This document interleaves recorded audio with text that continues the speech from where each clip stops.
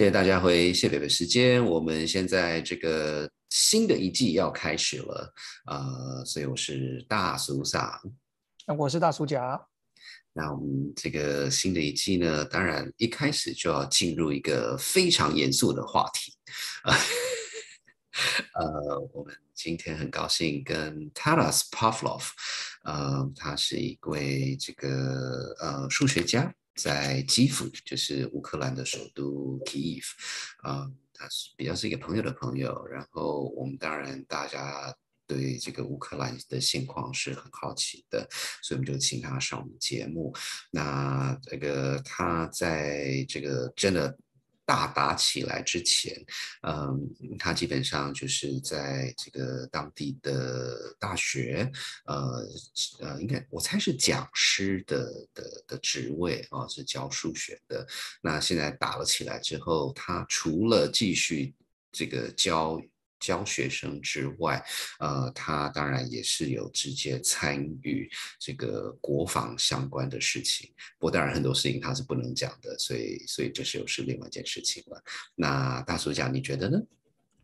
对，因为乌克兰的事情，我想台湾这边媒体铺天盖地，大家也没少看过一些比较标准的新闻报道啊。但是我们的出发点比较是说，希望借着我们跟 Taras 聊的时候，能够听到一个比较是第一人个人的这种描述跟陈述。那所以我们很高兴有这个机会。那他是讲英文讲的也不错，但是有一点点的口音，所以大家可能稍微前面30秒钟给他一个机会，然后你这个度过去以后，其实就变成很标准的英文了。所以这边跟大家提醒一下，那我们现在就直接进入节目咯。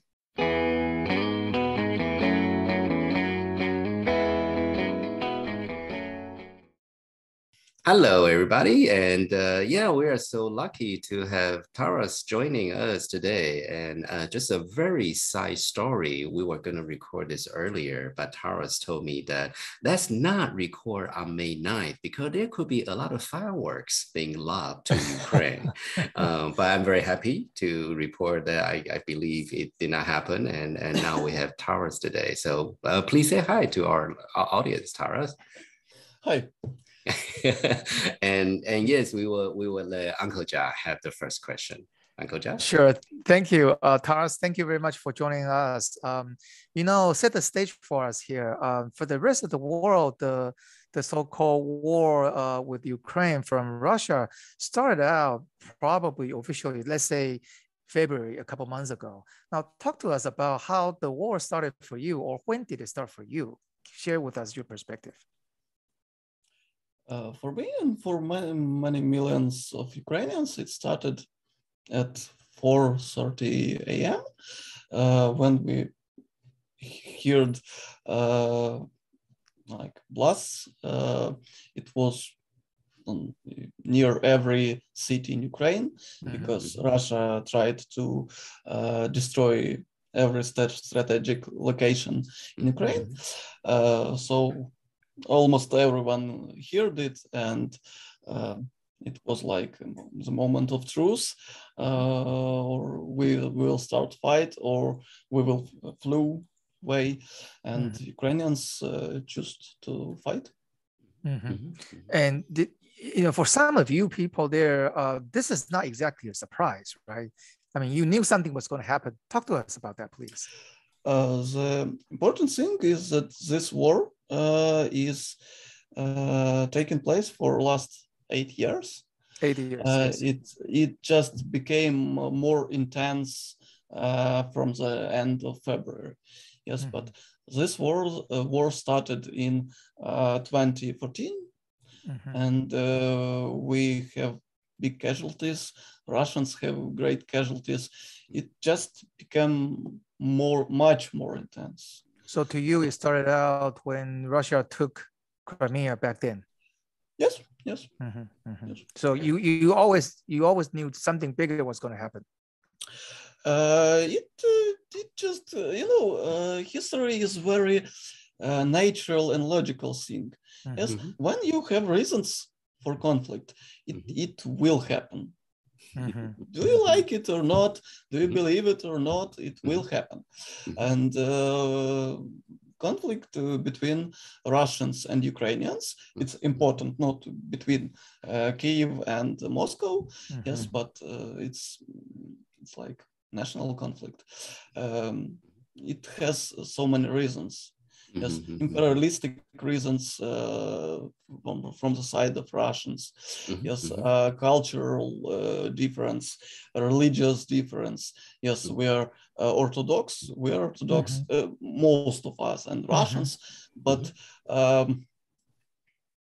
we have like more like Greek Orthodox Church, and Russians are building their own, and it's pretty strange. It's understate and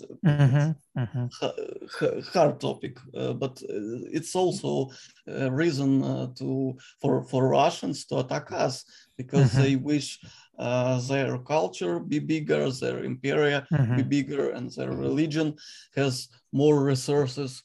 So we just defend. We haven't choice. We haven't choice. We would be very glad if Russians just go out of our borders and this stops. But leave us alone. Yes. But we didn't choose this, and we will kill everyone who go here. Right. Well, I think it'll be interesting to hear your perspective. I have read, that there's this sense of the cultural superiority in the minds of the Russian elites, and I think that there are obviously many reasons. So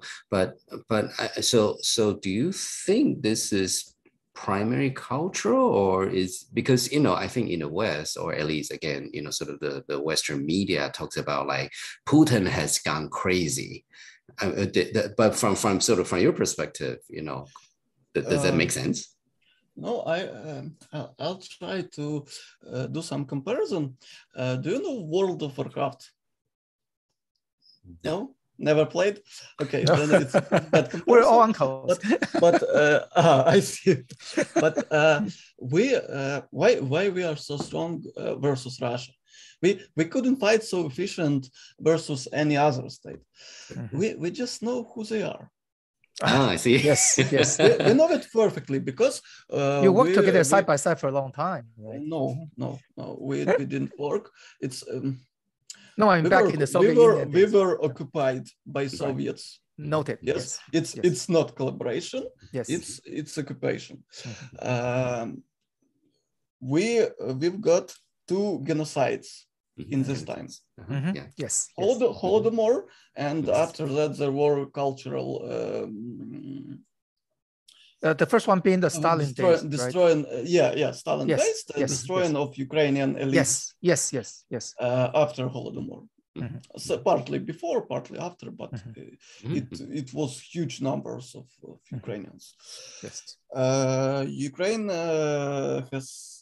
had suffered great loss in Second World War. Yes. 40% of Soviet losses were Ukrainians. I see. Wow. 40%, and Ukrainian citizens were like 15 or 20%. No, you understand? Yes, disproportional. Yes. Yes, and it was due to decisions of Soviet decision makers. Of course. So it was intentional. That's why we understand this. Yes, we know that these are war of to survive for us. We just can't put our hands up and stop it. Yes, we need to fight, and yes, it's not a war of Putin. It's definitely war of Russian folks. Putin wasn't in Bucha. That wasn't Putin. That was Russians. Yes, we have a lot of information from Russia, from their journalists. Yes, they have journalists. It's like 10 men or 20 men for many million country, but they are, and we all understand Russian. It's great thing for us too, because they can't speak Ukrainian, and we all can. Yes, asymmetrical warfare. It's a great field Yes. for spy working. We all know Russian better than them. You don't understand the profundity of situation, but we understand Russian. We speak it much more better than average Russian folk, and it's like that's insane. yeah, and it's a funny thing when Russian soldiers we are killing them and speaking Russian in this because Putin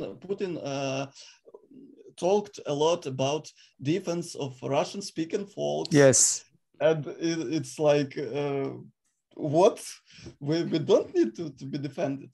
Right. I think that this is a problem for Ukraine. Yes, every state should have their own language, and it should be normal. Yes, not higher than others, but normal. Yes, we have two normal languages. Now almost three. English is also at least the majority know it. Can understand something. We as you can hear, we not always we can explain all, but that's good enough. Okay, and there are no problem like Russian language. It's only problem of Russians. Yes. So if I may summarize, your point is that this is a Russian people's war on Ukraine, not just Putin's war on Ukraine. Is that a fair statement? Yes. It's definitely like that. Due to many reasons, I will be advocate of the Diablo, and I will defend them. They have built a great gulag for themselves. Yes. This 30 years, we were trying to build European state, rich, open, peaceful, democratic, and Russians were building totalitarian. Yes. Thank you. Regime, and now it's like Stockholm syndrome. The government, they just don't understand how it looks from outside. Right. They believe that they are higher. They believe that all should be like them. Right. Yeah, no, I think I think it's very helpful. Thank you again for sort of providing the cultural historic context. Maybe I can get you to talk a little bit about when, as you mentioned, when Russia invaded Crimea, that's really when the fighting begins. But until the 24th, many people, even within Ukraine, don't really feel a war. But then I think you mentioned something to the fact that people suddenly wake up and say, now we need to fight back, because before it was like, it wasn't even our problem inside Ukraine. But can you share some of those observations? There are no such thing as you understand that you don't understand. It's not black and white. World isn't black and white. But there is huge difference when war is in your state, but it isn't in your streets. Yes. Very different thing. Yes. I know by myself. I'm very active citizen. Yes, I understand it very good. I have a lot of friends in ATO in Donbas region. Yes, in front line. I donated a lot, but when it comes to your home, it's totally different. That's why it was war. Majority of Ukrainians understood that, but it wasn't our war. It's very far away.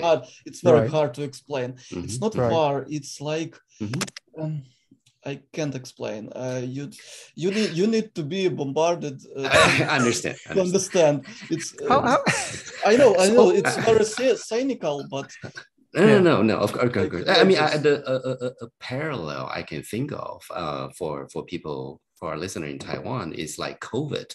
We know about COVID, but we don't know it until it hits. You know, when in Taipei, we now have tens of thousands of cases every day, and then everybody going, "Holy shit, this is real." Yeah. Yeah, because it sounded like some Ukrainians are. Unresponsible for situation. We were responsible. We understood this, but it's like two different things. Yeah. So when you were saying that is a very different thing when there is bombing on your street or even somewhere near your block. Now, how do you? I mean, it's always difficult to imagine how you would feel in a war situation. What are some of the surprises? I mean, you guys have sort of seen this coming, right? So you personally, what is a big surprise for you? How do you maintain normal, if there's such a thing as normal in a war situation? Okay. First of all, every soldier work is a routine. It's many routine, little, very simple things. Backpack for evacuation. You can see my sofa. It is turned to the window to defend myself if someone will. So for flying bullets, hit close. That's right. It will not defend from bullets. It will not defend from bomb. No. You understand this, but it can defend from my window shutters. Yes. Right. And it's pretty little thing, very little, but winning it consists of this pretty little minor things. Yes, and it becomes normal when you understand what happens. You understand your chances. You understand that. Well, you should to be good Ukrainian, you should be a fatalist. You can't be Ukrainian if you're not fatalist. Fatalist, I like that. It's like, well, you do your best. Bomb, okay. If I will be hit by bomb, I won't be hit by truck.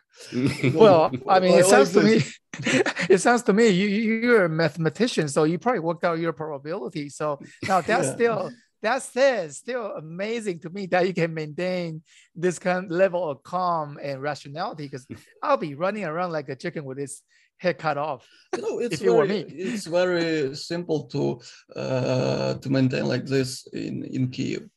You know, the closest position front was to my house. It's like 20 kilometers. When it was in the European in Bucha, it's like 20 kilometers from me.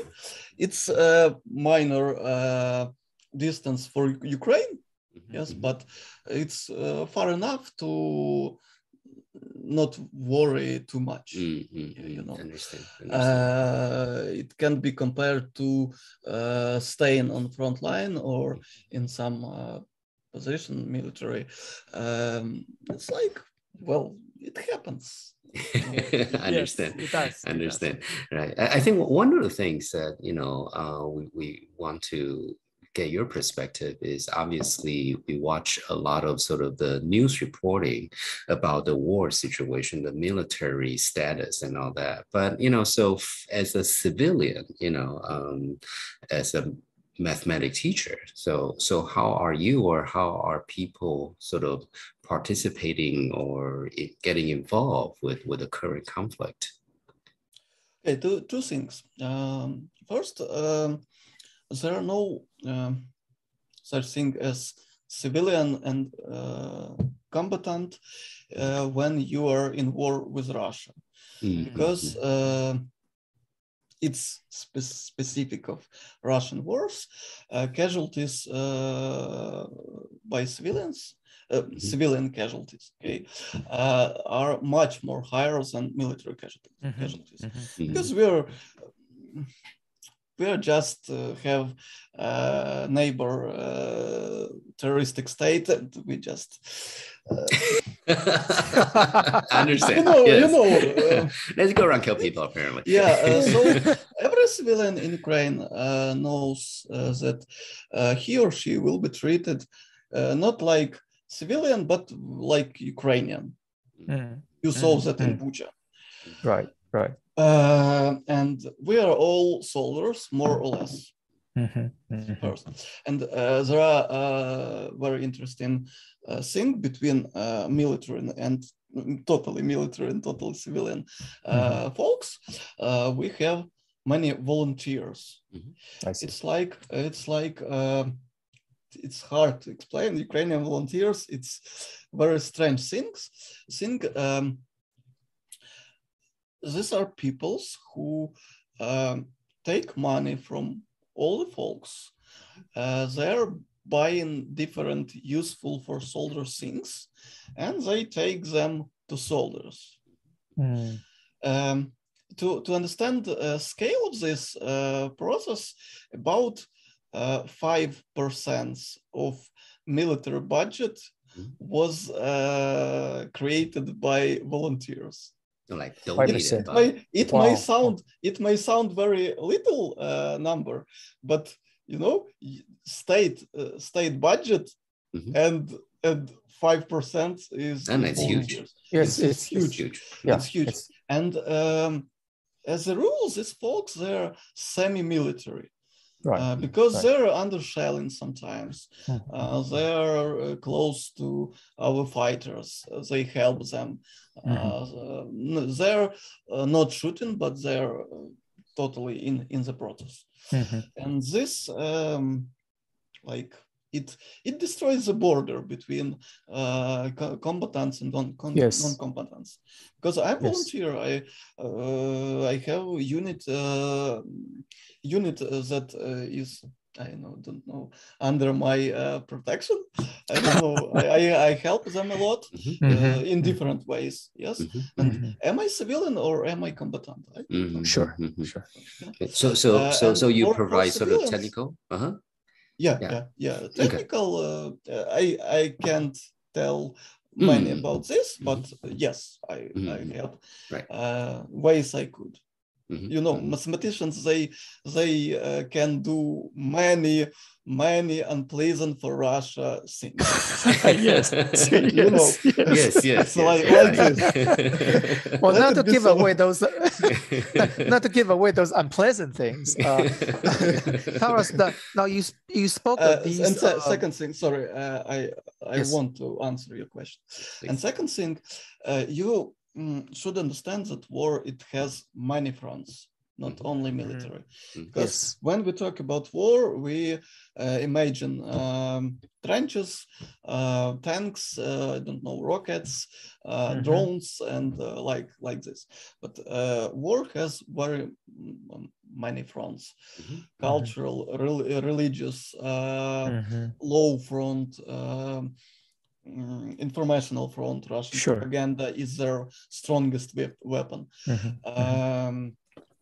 Economic front, and psychological front. And every of these fronts should be carried off, because if you are defeated on one of them, it will create you huge problems, even if you were military front. And for every citizen in Ukraine, there are tasks on front they're efficient on. And one more thing you need to understand about Ukraine, it's very different from Asian states. We're very chaotic. So Ukraine is motherland of anarchy. Theory of anarchy was created in Ukraine. First anarchy state was in Ukraine. It was Nestor Makhno. in 1917. Yes, and it's like it's huge problem. We can't build efficient state when it's rational, by the rules, normal. It's a power of Asia. Yeah, this normality. We're chaotic. We can build a state without someone's help. Yeah, we are studying this, but we can because we're pretty young state. Only 30 years. But when chaos happens, we're like, wow, it's our natural environment. Yeah, like it's ours. Bombs, whoa, okay, I need to teach children. It's my job. I don't need state for them. I have my task. Wow. And you're a bunch of cowboys. It just collapsed in one great did. Wow, that's amazing. That's a very interesting. We have word for this. We called it Maidan. Our revolution. It took place on Maidan, and Maidan, it was like a huge camp in the center of the city where opposition like lived. I don't know. So we have demonstrations sometimes, but we were protecting this place all the time, all 3 months of revolution. And this place, it worked like Maidan. Yeah, everyone do what he or she could do, and it was like little state, and it works perfect. And now Ukraine is huge Maidan, which main task is to destroy Russia. It might sound funny, but we hadn't chances in the revolution. We hadn't chances in 2014. We hadn't chances now in February. But it just works. So it's amazing to me that you guys can organize the effort to just unleash and unlock the resources that are sort of they're kind of non-state resources, so to speak. And are these mostly sort of decentralized efforts, or how do you organize these resources and mobilize these resources? I'm sure technology helps, but without giving away anything, can you just kind of share with us some stories? First, our army is pretty centralized in very good way. We have great military I don't know, government. Can I say military government? Chain of command. Our commandment. Okay, you understood. They're great. We have some like paramilitary troops, but it's like 0.5% maybe. All the work are done by our soldiers, by armed forces of Ukraine, and it's centralized. But the budget of these things is a bit decentralized. I already told about this. Yes. On other branches, there are some very centralized, like, I don't know. For example, we have very centralized TV now. It's okay because it's war. It's normal, but it can be, it could be gone in different way. It might work. We just don't know. It was a hard decision, and government did it. Why not? So Ukrainians are like libertarians. We don't say that we don't need state. State is good sometimes, and there's some spheres where you need state, but we can do it by ourselves if it's not military. Okay, Sure. It's task of state. If it's not some strategic thing like I don't know, railroads or electricity, some logistics things. Yes. Electricity we have pretty decentralized electricity, and the most interesting thing about Ukraine, we have the best internet in the world. Yes. Oh, I heard. Network, a lot of ISPs. Due to decentralization and great I forgot, like it's very great developed market with a lot of players on it, it's great thing when cyber war began. Russians just don't know how to hit this. Because it's internet. It's too many ISPs, internet service providers, and different networks. You just can't hit everything. Right. Russia instead, they have Roskomnadzor, and they have many centralized things, and it's weakness. It's a great weakness for them. Right. And then you can listen to their conversation in Russian, so you understand what they're talking about. But we know when we wrote, when you attack, you can send a message to attacked person. And we wrote them many things. Well, I know you cannot talk about these, but I wish one of these days we can learn more about those kind of things. So I think our time is coming up. So again, really thank you for sharing your perspective. It's sort of unfiltered in many ways, in all the good ways. But I think I want to ask you one last question, which is so this conflict been going on. Finland just announced that they intend to join NATO, and everybody's sort of turning, try to sort of do what we can for a better tomorrow, basically.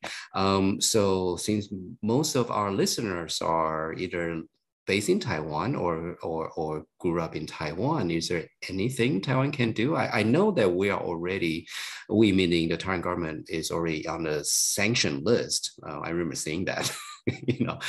Can no longer go to Russia. Anything else we can do? Okay. First of all, I should say this. This conversation may look funny, and it was funny. I'm grateful for that, but we're in very hard situation. Still, it's difficult.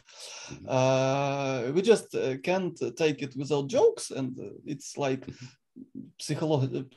psychological defense, but it's hard. I have wounded friends and killed persons I know, and it's hard. And this war, it can end only by destroying Russia, at least economically. We can't go. We can go on Russian territory, but we can't invade Russia totally. You understand? Right. And we don't wish to. It's a defense war. We just want them to push back. To push back them. Yes, but just go home. They will attack while they can. You should understand this. And the only chance to stop this is to destroy economy of Russia. That's why we are asking all the world about embargo. We are very grateful to Taiwan for embargo on microchips. It's very important. Yes. But we also need total embargo on oil and gas, because it's about 70% of Russian budget. It will hit very hard, and it's not that big percent of world oil and gas economy. It's not so painful for the world as it is for Russia. And it's the most peaceful way to win this war, because war with nuclear state, it's hard. and it's the weakness of NATO because NATO just can't join it because it will move on a very different level. That's why NATO, some states from NATO help us a lot, but NATO can't join this. And it's great for Finland because we are taking a hit on us.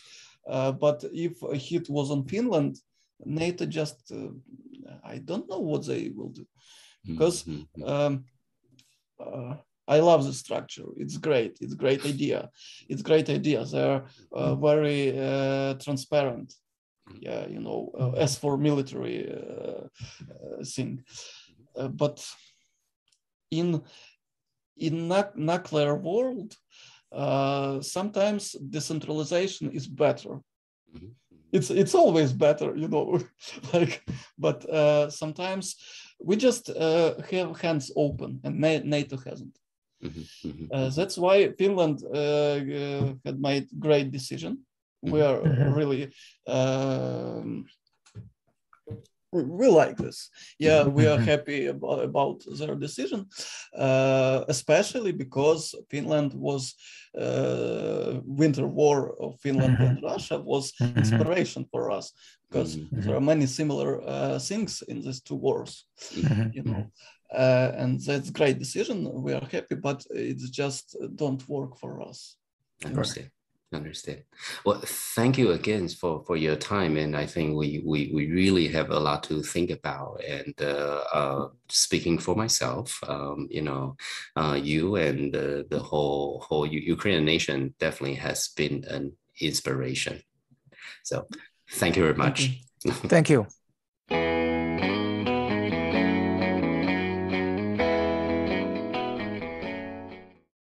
哇，真的很感谢 Taras 给我们分享，这个很第一手的经验与看法。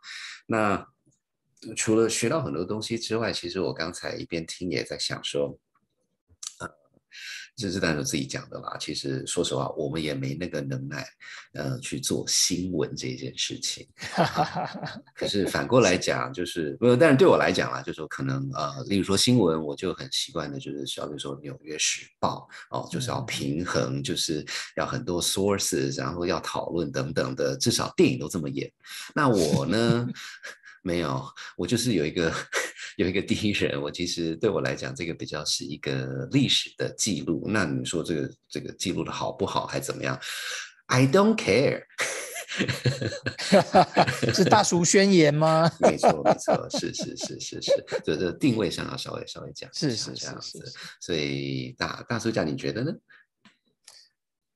我觉得就是一个哇，就是说因为就还是那句话，就是我们平常透过电视节目看人家报道，就是距离还是蛮远的，因为总是有透过一些，我不想说包装或是剪辑啊、剪接啊等等，但是我觉得跟 Taras 这样聊下来以后，发现几个点，就是说，哇，这个现在的沟通这么方便，但是在同时，我们大家这么近，却又这么远哦，就是我们现在住在一个。我们自己是一个和平的地区啦，那他们这边已经打成那个样子。那我觉得我注意的一个很大的点就是说，我们平常在看报道啊什么的，就是时间的轴线就是也许从2月份开始开打，但是我觉得 Taras 就是提醒了大家说，其实有几个点大家回溯，就是说7、8年前那个时候，俄罗斯就已经杀进去这个克里米亚，把这个克里米亚半岛给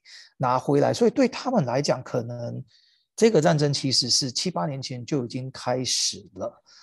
所以这个不是一个突发状况，但对绝大部分我们就是说也许是2月啊、1月啊，大家看到有这个坦克车啊、装甲车开在这边巡逻啊，在边界啊，然后又 Google Map 啊什么，然后美国开始讲，大家还才注意到这件事情，所以这个轴线拉远一点，然后当然就是更远一点，可能就又有人跑到当年苏联解体的那个时间点所以我们看这个事件可以尝试着从更远的一个角度，更大的时间的刻度可以放大一点点，我觉得这样子看起来就比较不会沦为一个只看热闹。当然我们从大叔的角度，既想看热闹，也想看门道，所以我觉得今天跟 Taras 这样聊一下，就给我们一个可以看门道的观点跟方向去看这些整个事情，这样子。是，那这边不好意思，我觉得这个是一个用词上，因为现在两个打起来，那 Tara 他也很明确的表达，就是说，例如说，从小到大，他们乌克兰的首都，我用英文我记得叫 Kyiv， 然后后来他们说没有，那是俄文，所以乌克兰叫做 Kyiv 啊，等等等等，他们在证明这样子，所以用字就是，所以刚才讲到那个 Crimea 的，在乌克兰角度，这不是拿回来，但是被占领。那我想就是说，其实这件事情某种程度是将心比心啦。就是他们就是这个是一个不只是经济或者是军事，而且很多是一个文化跟意识上的一些 conflict。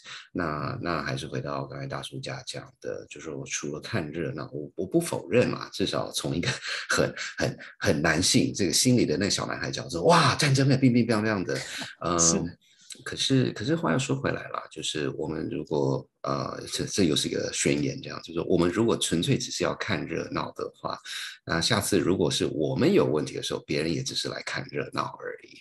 我觉得这个是比较是一个共勉之的概念，因为如果当这大家都讲说我们是地球村，那你认识你的村民吗？你不见得要很熟啦，这是另外一件事情。可是你如果没有去多了解一下为什么会这样子的话，我觉得这个是我们自己可能要有一点想法。那不过所以说到这个我们脸书上粉专上，他其实 Taras 也很感谢他有跟我们分享一些还蛮深入的分析，就是从一个从俄国角度，从乌克兰角度，这件事情它的那种数千年来发生了什么事情这样子。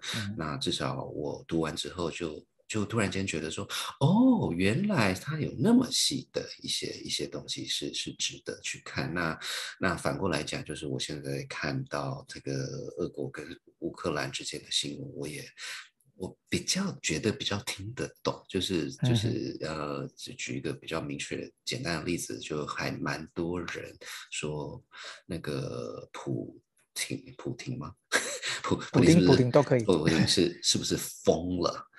那以前我想说，对呀，笑哪有人这样子的？然后可是看完之后说，其实没有，它其实它代表的是一个意识形态，而且这个意识形态不是他编出来的，这个是有上千年的历史这样子。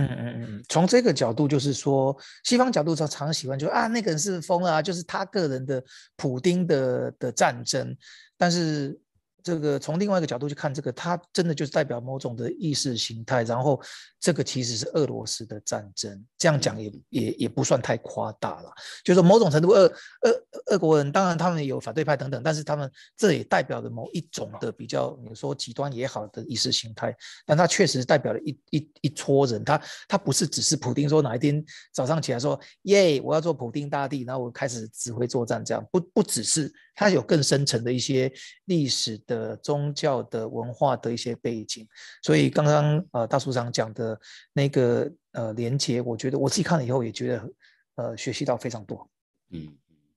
是，然后当然就说另外一件事情也是 Taras 有提醒我们，就是跟他讨论的过程里面，他有分享一些照片给我们，然后他也提醒说，这个战争本身是一个非常残酷的事情，大家不要就是看什么坦克车biu biu biu 的这样子，那件事情本身，是一点都没有英雄。他的英雄的感觉，那所以他有分享了一些就是所谓普通人的照片，那还是非常鼓励大家当然上面都也没有什么血什么的，就是说我们并没有要把这件事情搞得那么血淋淋，可是就是让大家知道什么从一个普通人的角度战争长什么样子。那这边我稍微提一下他这边有一只狗，那那个是 Taras 的邻居的狗，那个时候邻居就撤离那个基辅。那所以这只狗后来就跑到现在住在他爸妈家里，所以这个就是战争的一景。那另外有一些照片是他一位朋友叫做 Denis Krishenko 的照片，那他是在那个时候就是在防卫基辅附近的时候，他是比较是那个国民兵，然后他有一些照片，然后其中我个人觉得很有趣的是，他有一个便当照，然后我就问他说你那个看起来好像是 TV dinner， 就是有点像是要放在那个微波炉加热你不是在战区吗？你有 microwave 吗？然后你有电吗？他说没有啦，那个东西蛮难吃的，那个平常如果可以的话他会到路边的小吃吃饭那路边的小吃那个据说价钱调整也是比较浮动的，是不是？是，对呀，那个时候我就说路边小吃有开，他说没有每天开啦，就是他有东西的时候有开。那我说那价钱呢？他说那个就看那个当时的这个战情多紧张，所以呢这个就是如果打得有点远的时候，可能你要加个40%，可是打得有点近的时候，如果有开的话会加到100%。这个时候呢，大署长就说经济真的是硬道理经济魂上身